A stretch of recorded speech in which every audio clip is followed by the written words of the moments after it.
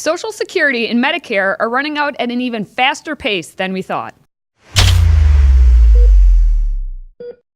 For the span of my life, I've been told not to have high hopes of getting Social Security funds someday when I retire. But now we're hearing that those Gen Xers better look at their retirement plans too.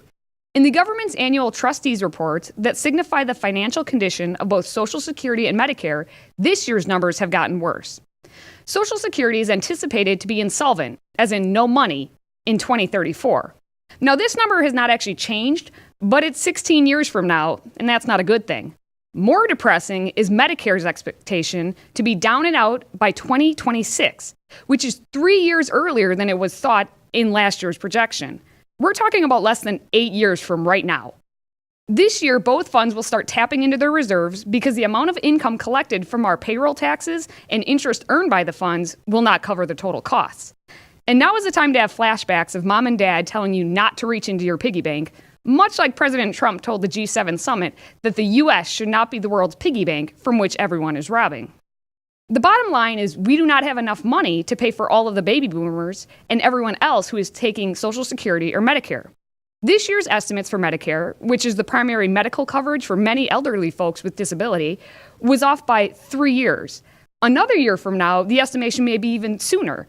With the birth rate continuing to decrease, the elderly living longer, and less people paying into the system, the math works out in no one's favor. So how'd we get to this point? The reality is this has been a kick the can down the road issue since its inception. Social Security was never meant to be the sole source of retirement funding, and coverage was severely limited when the act was passed in 1935. But over time, more hands got into the piggy bank and began giving more money to more people for more reasons. It was already a decade ago that about 1/3 of seniors relied on Social Security for almost 90% or more of their retirement income, and the other 2/3 relied on it for most of their income. The population has only gotten older, and more people have become reliant on Social Security funding.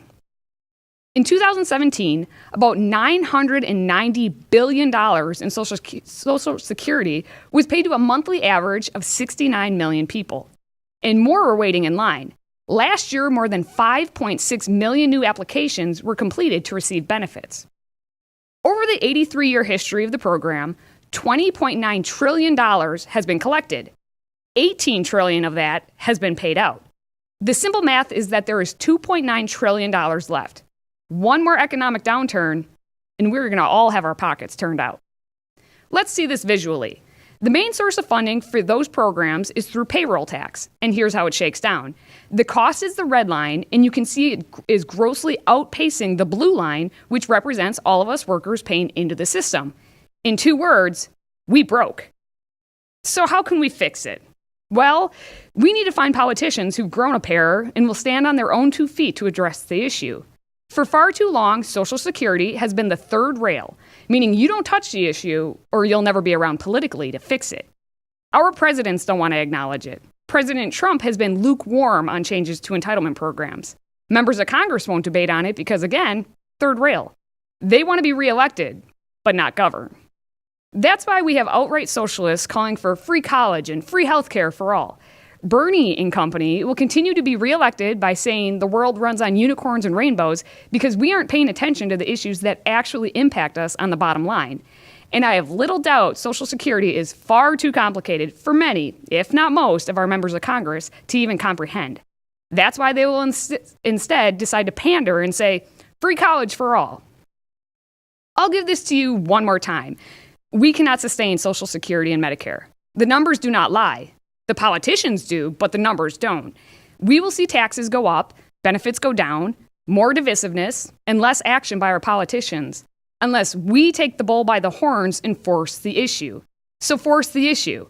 And make sure you're putting away your money now. Don't rely on the federal government to provide for your retirement, because it ain't happening.